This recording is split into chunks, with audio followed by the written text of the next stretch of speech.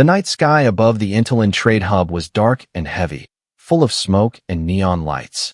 Inside the grand hall, hundreds of beings from many worlds gathered, their voices rising like a storm. The air was thick with heat, sweat, and the sour smell of alcohol. Bright spotlights cut across the stage, and cages lined the walls, each holding someone desperate, hungry, and broken. At the center of the stage stood a girl who was not like the others. She was tall, her body massive compared to most of the crowd, her frame strong and broad. Her blue skin glowed faintly under the lights, her long dark hair tangled and messy. But her eyes, wide and full of shame, looked down at the floor, refusing to meet the hungry gazes that stared at her. The slaver beside her tugged on the chains around her wrists and laughed. "Too big to breed," he shouted, making the crowd laugh. "She is nothing more than meat. Buy her cheap, eat her, and forget her." The crowd roared with cruel laughter, coins and credits flashing in greedy hands. The girl felt her heart pounding in her chest, each word cutting like a knife. She had once lived free on a quiet moon, where her people raised families and sang songs to the stars. But raiders came, burning villages, capturing those who survived. She had been dragged across space, sold and resold. And now she was here, on this stage, her body judged as livestock. The slaver barked, 50 credits for the meat. Voices shouted from the crowd, 70, 80, 100. But the tone was not serious. They mocked her, as if she were a joke. Her chest tightened, shame filling every breath. She wanted to scream, to run, but the chains were too strong. And then, silence fell. A single voice spoke from the back, calm and steady. 1,000 credits. The hall froze. The traders stared in shock. Even the slaver blinked, his smile faltering. 1,000? For her? Are you mad, human? From the shadows stepped a man, his clothing simple but clean. His face partly hidden by the hood of his coat, but his eyes sharp and unshaken. He walked forward with slow steps, the crowd parting around him like water. Each step echoed against the metal floor, heavy and certain. The slaver laughed nervously. "You don't know what you're buying, human. She is useless, too big. No one wants her, not even her own kind." But the human said nothing. He placed a small device on the stage, the numbers glowing. 1,000 credits confirmed. Gasps filled the hall. Whispers ran wild. Why would a human pay so much? Is he planning to eat her himself? No, maybe he is mad. The girl lifted her eyes for the first time, staring at the human. Her chest rose and fell quickly, fear and confusion twisting inside her. No one had ever looked at her like this before. His gaze was not mocking, not cruel, not hungry. It was calm, almost gentle. The slaver shrugged and raised the hammer. "Sold," he shouted, banging it down. The sound rang through the hall like thunder. The girl flinched, chains rattling. Her fate sealed once again, but this time, with something she did not understand. The human stepped closer, his hand reaching out not to strike her, not to grab her, but to touch the chains and unlock them. The metal fell to the floor with a heavy clink. The crowd murmured in shock. No one had expected this. "You're free now," the human whispered, his voice low, meant only for her. She stared at him, wide-eyed, unable to believe. Free? That word had no meaning anymore, not after all the pain. Her lips trembled, her throat dry. She wanted to speak, but no words came. The hall began to stir again, angry voices rising. "Waste of money. Humans are fools. Sell her back, slaver." But the human ignored them, turning to lead her away. The girl followed, her steps heavy, her heart louder than the crowd. She did not know if this man was her savior or another master. But one thing was certain. Her life had changed in that single moment. And deep inside, a spark of hope she thought was dead began to flicker again. The corridor outside the trade hall was darker, quieter, but the echoes of the crowd still chased them. The girl walked behind the human with slow steps, her chains gone but her wrists still burning where the metal had cut deep. She did not trust freedom. Freedom was always a trick, always followed by pain. Her eyes darted around, waiting for someone to stop them, to drag her back to the stage. The human said nothing, his steps steady, his shoulders broad beneath the worn coat. He carried no weapon in his hands, yet the guards at the door did not dare to stop him. Perhaps they saw something in his eyes, something strong and dangerous. Or maybe the weight of 1,000 credits was enough to silence any doubt. They reached the outer deck, neon signs flashing against the steel walls, ships rising and falling through the docking bay. The smell of burning fuel filled the air, mixed with the salty tang of the nearby ocean planet. The girl breathed faster, her heart heavy with confusion. Why had he bought her? What purpose could she serve? She was not beautiful, not gentle, not small. Every owner before had told her the same words. Too big, useless, nothing but meat. She stopped walking, her body stiff, her voice breaking as she spoke for the first time. Why did you buy me? The human turned, his face clearer, now under the cold light. He was not old, not young. Lines around his eyes showed both hardship and patience. He looked at her, not at her body, not at her scars, but directly into her eyes. And he said, calm and steady, because you are not meat. The words struck her harder than chains, her throat tightening. She wanted to believe, but belief was dangerous. Hope was dangerous. She shook her head, backing away, her hands trembling. You lie. They all lie, she whispered.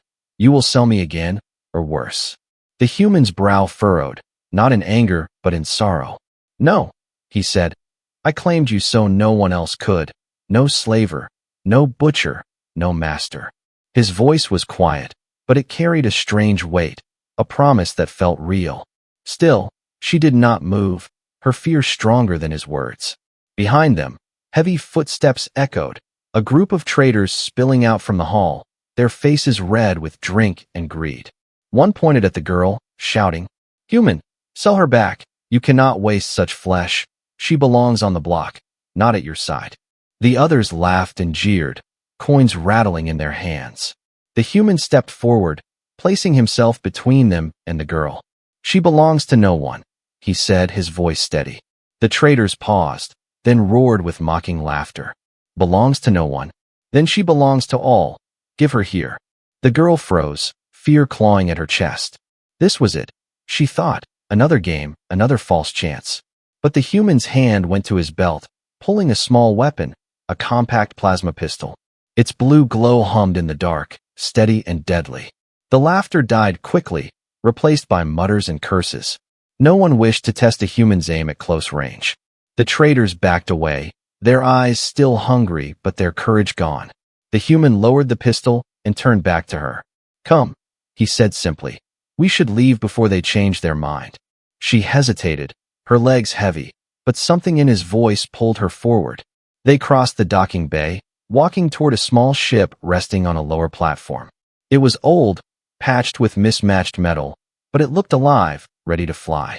The ramp lowered with a hiss, steam rising as the engines prepared for launch. Inside, the air smelled of oil and rust, but also of warmth. A small cabin, a table with 2 chairs, a bed pushed against the wall. It was not a palace, not a prison, but something in between, a home. The human gestured for her to sit, but she remained standing, her hands curled into fists. He sighed softly, lowering himself into the chair. My name is Kale, he said. I am a trader, sometimes a smuggler, but not a slaver. His eyes met hers again, unwavering. You are free to leave if you wish, but the galaxy out there is cruel, and they will hunt you. Here at least, you are safe. The girl's throat tightened again, words stuck inside her. She wanted to run, yet her feet would not move. She wanted to fight, yet no enemy stood before her. Instead, she felt the weight of his words, his gaze, the strange way he treated her, as if she mattered. She finally whispered, her voice fragile. My name is Lyra. Kale smiled faintly, the first true smile she had seen in many cycles. Then Lyra, he said, you are no one's meat, not while I draw breath. Her heart pounded, her fear still strong, but for the first time in years, she felt something else. Something unfamiliar, something dangerous. A spark of hope. The ship lifted from the docking bay with a deep rumble. Engines growled, metal shuddered, and the stars swallowed them whole. Lyra sat near the wall, her knees pulled close to her chest, her eyes fixed on the floor. Every vibration reminded her of cages, of being moved like cargo from one world to another. Kale sat at the controls, his hands steady as he guided the vessel through the lanes of traffic. He spoke little, but when he did, his voice was calm, never sharp, never cruel. To her, silence was strange. Silence usually meant a storm was coming. But here it stretched on like a shield, heavy yet not hostile. Hours passed, the hum of the ship steady in her ears. Finally, Cale turned the chair to face her, his expression unreadable. "You should eat," he said, placing a tray of food on the table. It was simple: bread, dried fruit, and water. Her stomach tightened with hunger, but her hands refused to move. She shook her head, her voice soft. "Food is never free." Cale's brow furrowed, but not in anger. "It is here," he answered. "You owe me nothing." Still she waited, expecting the hidden cost, the cruel demand, the trick that always came. But he simply leaned back and folded his arms. "Eat, or don't, the choice is yours." The words echoed strangely in her mind. The choice is yours. Choice. It had been years since she was given one. Slowly, with trembling hands, she reached for the bread and took a bite. The taste was plain, dry, but to her it was almost painful. She chewed slowly, as if the food itself might disappear. Cale watched, but said nothing more. His patience unsettled her, yet part of her wanted to believe it. She whispered finally, "Why risk so much? 1,000 credits could buy a ship, a crew, a future." Cale's gaze remained steady. A future without honor is worth nothing. She froze at the word, honor. Among her people it had once meant everything. Songs, vows, families, all built on honor. But that word had been torn away with the fire of raids and the chains of slavers. "You don't know me," she whispered. "You don't know what I've done, what I've lost." Cale leaned forward slightly. "I don't need to know your past to see what you are now," he said. "You are alive, you are strong, and you are more than what they called you." Her chest tightened, her eyes burning. She wanted to scream at him, to tell him he was wrong. But instead, a tear slid down her cheek before she could stop it. Quickly she turned her head, ashamed to show weakness. Cale did not laugh, did not mock. He simply turned back to the controls, giving her space. His silence was not heavy now, it was protective. And for the first time, she felt the chain of fear loosen just a little. Later, when she lay on the narrow bunk, she thought about the strange human. He had not chained her, had not shouted, had not touched her without asking. The freedom felt unreal, like a dream waiting to break. Still, her body relaxed against the blanket, her eyes heavy. For the first time in years, she slept without nightmares clawing her mind. But peace was fragile. On the comm screen, a signal blinked red, silent but sharp. Cale's eyes narrowed as he read the coded message. Slavers were already searching for them, their ships scanning nearby routes. They wanted her back, not because she was valuable, but because a human had stolen what they thought was theirs. Cale shut the screen and glanced toward the sleeping figure. She did not know the danger that still hunted her. He exhaled slowly, a vow forming in his chest. They will not take her again. And far beyond the stars, shadows gathered. The fragile trust between alien girl and human protector was about to be tested. The ship drifted through empty space, stars shining like cold fire outside the windows. Lyra woke slowly, the hum of the engines steady in her ears. For a moment she forgot where she was. Then memory struck. The auction, the human, the chains falling. Her body stiffened, expecting pain, but none came. Cale was already awake, fixing a panel near the cockpit, his hands stained with grease. He glanced at her and gave a small nod. No command, no order, just a quiet greeting. It unsettled her, this strange human who did not treat her as property. She wrapped the blanket tighter around her shoulders and sat up, her eyes scanning the small cabin. Something rattled deep inside the ship, metal groaning under strain. Cale cursed softly and opened the panel wider, sparks flashing against his arms. "Old machine," he muttered. "She keeps flying only because I refuse to let her die." The words carried warmth, like he was speaking of a friend, not a vessel. Lyra found herself watching him, his movements steady, his patience endless. At last, she rose to her feet, her voice hesitant. "Let me help." Cale looked at her, one brow lifting. "You know engines?" She hesitated, then nodded. Her people had built ships once, before the raids, before the cages. Though her body had been mocked as too large, her strength had always found use in repairs, lifting, and carrying. Cale moved aside, giving her room without question. She knelt by the panel, her fingers tracing wires, her memory stirring. With one strong tug, she pulled a heavy conduit back into place, her muscles straining but steady. The ship's hum evened, the rattle fading. Cale blinked, surprise flickering in his eyes, then he smiled faintly. "You saved us hours of work," he said. Her chest warmed, confusion rising. Praise was rare, praise was dangerous. Yet here it was, simple and real. More work followed, Cale guiding her to other tasks. She lifted panels he could not move alone, held cables steady while he sealed them. Her size, once called a curse, now became strength. For the first time, her body felt like it had value beyond survival. When they finally rested, the cabin lights dimmed to evening glow. Cale poured water into 2 cups and slid one across the table. "To new hands," he said, raising his own. She stared, unsure, then slowly lifted her cup to meet his. The water was plain, but in that moment it felt like sharing fire. Something shifted inside her, small but real. She whispered, almost to herself, "I am not meat." Cale nodded, his gaze steady. "No, you are not." The silence that followed was not heavy now. It was gentle. Yet danger stirred in the void outside, unseen. On the ship's scanner, faint signals pulsed, slaver craft tracing their path, their hunger for lost property unbroken. Cale noticed first, his jaw tightening. "They found us," he muttered, switching controls. Lyra felt the tension in his voice and stood, her body rigid. "What will you do?" "What we must," Cale said, eyes locked on the glowing signals. He handed her a strap to hold as the ship jolted sharply, diving into darker lanes of space. The engines screamed, lights flickering.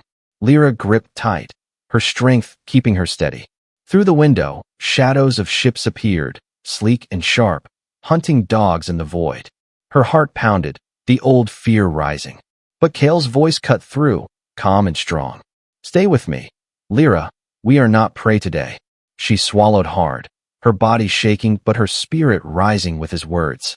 This was no cage, no auction, no helpless surrender. For the first time, she felt like she could fight. As the stars blurred around them and the enemy drew closer, Lyra understood something new. Her worth was not in chains or flesh, not in size or shame. Her worth was in choice, in strength, in survival. And she had chosen to stand beside this human. The fragile bond between them was no longer just survival. It was the start of something dangerous, something powerful. A partnership forged in fire, and soon to be tested in battle. The stars outside twisted as Cale forced the ship into a sharp dive. Engines screamed, the old hull rattling under the strain.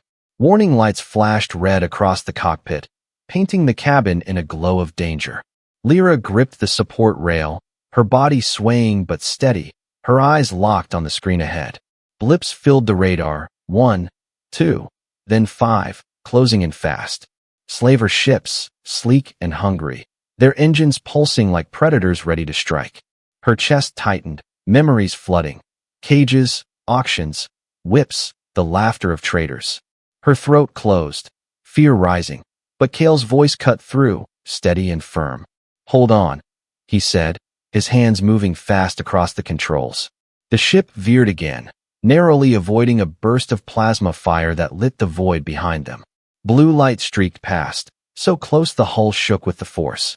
Lyra gasped, but Cale did not flinch, his eyes sharp, his jaw set. Another volley came, red beams cutting across the stars. The old ship groaned, sparks flying from a side panel. Cale cursed, flipping a switch, the shields flickering alive.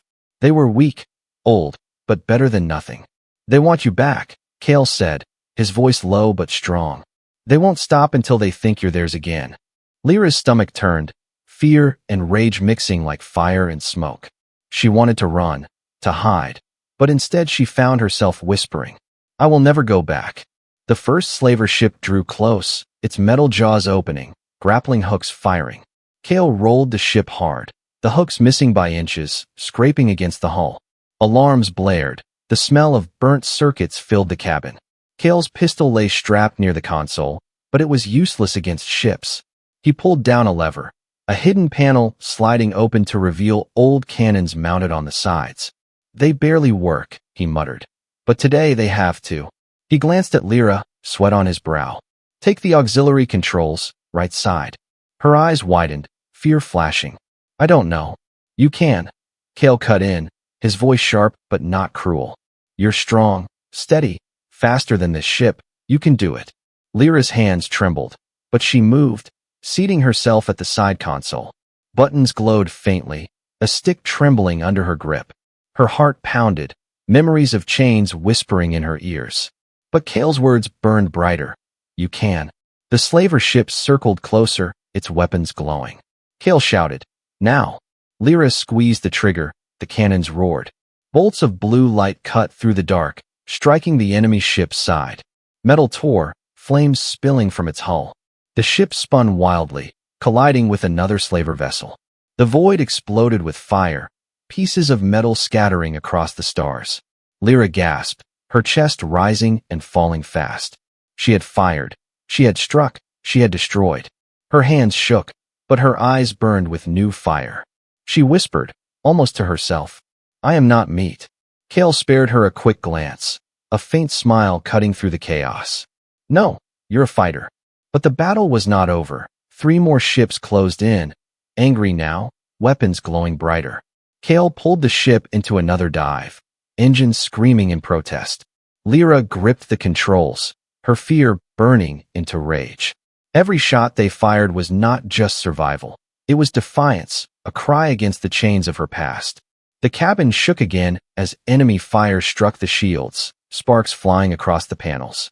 Kale gritted his teeth, struggling to keep the ship ahead of the hunters. We can't outrun them forever, he muttered. But in his voice was no defeat, only determination. The slavers' voices crackled through the calm, cruel and mocking. Give her back, human. She belongs to us. She is nothing but stock. Lyra's hands tightened on the controls, her teeth clenched. No, she whispered louder this time. She belongs to no one. Kale heard her, his eyes flicking to her face. For a moment, despite the danger, pride warmed his gaze. Together, human and alien stood against the hunters, their fragile trust turning into fire, into strength. And though the battle raged on, one truth had already been written in the stars. Lyra was no longer prey, no longer a slave. She was something far more dangerous. She was free, and she would fight to remain so. The ship shook under another blast, alarms wailing through the cabin. Sparks rained from the ceiling, the smell of burnt wires filling the air. Kale pulled hard on the controls, his jaw clenched, sweat dripping down his brow. Lyra stayed at the auxiliary station, her hands steady on the trigger, her eyes burning with focus. Enemy ships swarmed like wolves, 3 closing from the front, 1 circling from behind. The shields flickered, thin lines of blue light trembling under the force of each strike. Kale cursed under his breath. One more hit like that, and we'll be space dust. Lyra felt her chest tighten, fear rising, but she refused to let it rule her. She thought of the stage, of the slavers' laughter, of being called nothing but meat. Now, here in the fire of battle, she was more than chains, more than shame. Her hands gripped the controls, her voice fierce. Tell me where to aim. Kale's eyes flicked toward her, then back to the radar. Left flank, coming fast, fire now. She obeyed. The cannons roared, blue bolts tearing across the void. The enemy ship shuddered, flames spilling from its side. It spun out, crashing into empty space, debris scattering like sparks across the stars. Lyra's chest rose and fell fast, her heart pounding. She had struck again, not with fists, not in cages, but in open battle. Her fear trembled inside her, but her rage was stronger. Kale's voice cut through, low and certain. You're saving us, Lyra. Another explosion rocked the ship, sending her crashing against the console. Pain shot up her arm, but she forced herself back. The rear scanner flashed red. The last slaver ship had locked a missile on them. The beeping grew faster, sharper. Kale's hands moved over the controls, his voice tight. I can't shake it. He pulled hard, the ship twisting, but the missile stayed locked, growing closer. 10 seconds, maybe less. Lyra's eyes darted around the cabin, landing on the emergency panel above her. Inside were manual override cables for the shields. She remembered Kale's words earlier. Old machine, only flying because I refused to let her die. Her hands moved before thought could stop her. She tore the panel open, sparks stinging her skin. Thick wires glowed, pulsing with raw energy. Kale's eyes widened, his voice sharp. Lyra, don't. But she was already pulling, her strength ripping the cable free. Electric fire burned across her arms, searing pain flooding her body. She screamed, but forced the wires together. The ship's shields flared bright, glowing like a second sun. The missile struck, fire erupting across the void. But the shield held, cracks spiderwebbing across the energy field. The blast pushed them spinning, alarms screaming. Then silence. The missile had been stopped. Lyra collapsed against the wall, her chest heaving, her skin burned but alive. Kale leapt from the pilot's chair, grabbing her shoulders, his voice fierce. Are you mad? That could have killed you. She tried to laugh, but it came out as a ragged breath. You said the ship only lives because you refused to let her die. Her eyes met his, pain flickering with pride. I did the same. For a moment Kale could not speak, his jaw tight, his hands gripping her arms. Then, slowly, he lowered his head, his voice rough. You're braver than any soldier I've ever known. She blinked at him, stunned.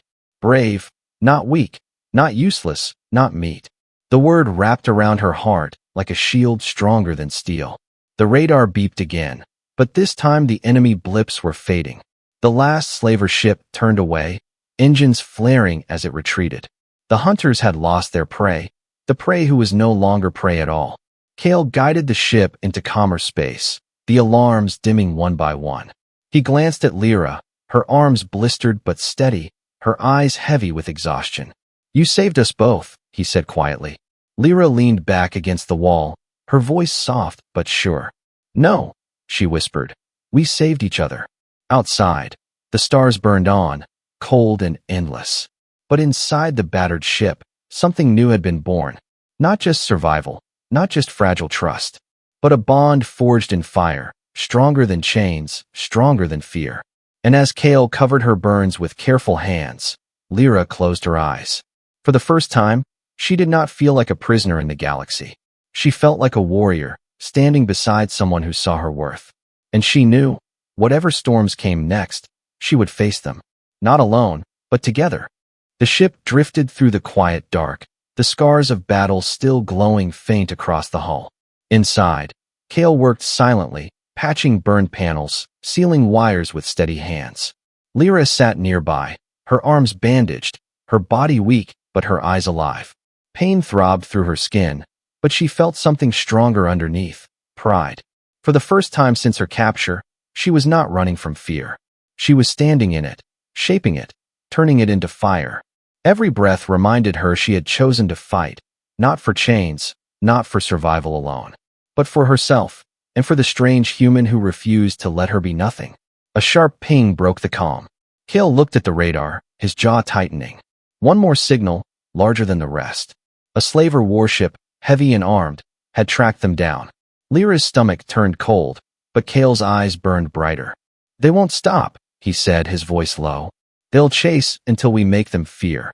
The warship loomed into view, its shadow covering the stars. Messages crackled through the calm, filled with cruel laughter. Return the stock, human, or we'll tear your ship apart. Lyra's hands clenched, the word stock cutting into her chest. But she rose, her legs steady despite the pain. No, she whispered, then louder, her voice hard as iron. I am not stock, I am not meat. Kale glanced at her, pride flickering in his eyes. Then let's show them, he said. The slaver ship fired, beams slicing the void. Kale pulled hard on the controls, dodging as best he could. But the old ship groaned, engines straining, shields barely holding. They could not run, not this time. Lyra's gaze fell on the manual targeting console. Her hands trembled, but she stepped toward it. Guide me, she said. Kale nodded, his voice sharp and clear. Wait for the charge. Aim for the weak point under the cannons. Hit it before it hits us. The ship shook again, sparks falling. Lyra gripped the trigger, sweat running down her face. The enemy warship charged its main cannon, a glowing sun building at its core. Her heart pounded, memories of chains whispering in her ears. But she forced them out, replacing them with Kale's words. Fighter, brave, more than meat. Now, Kale shouted. Lyra fired, the cannons roaring with all the strength the old ship had left. Bolts of blue light streaked through the dark, striking the warship's belly. Metal screamed. Fire erupted. The great vessel shuddered under the blow. Then the glowing cannon inside it cracked, exploding outward in a storm of flame. The void lit with fire, the warship breaking apart. Slaver voices cut off and static, their pride shattered with their ship. Debris scattered across the stars, fading into silence. Lyra stood frozen, the console still warm under her hands. She had fired the shot. She had ended the hunt. Her chest rose and fell fast, tears burning her eyes. Not of fear this time, but of release. Cale exhaled slowly, leaning back in his chair. His voice rough, but steady. You saved us both again. Lyra turned to him, her throat tight. No, she said softly. We saved each other. For a long moment the cabin was quiet, the hum of engines the only sound. Then Cale smiled faintly, tired but real. Whatever the galaxy thinks, they were wrong about you, Lyra. He reached across the table, his hand steady. You are not meat. You are more than they could ever understand. Her eyes met his, and for the first time, she believed it. She was not a cage, not shame, not a thing to be sold. She was strength. She was will. She was free. The stars stretched wide ahead of them, endless and waiting. Behind them lay chains, auctions, and voices that called her nothing. But before her lay choice, hope, and the bond of a human who had seen more. Together, their battered ship drifted into the unknown. And in the silence of the void, Lyra whispered words she had never dared before. My life is mine. Cale's quiet reply came like a vow. And it always will be.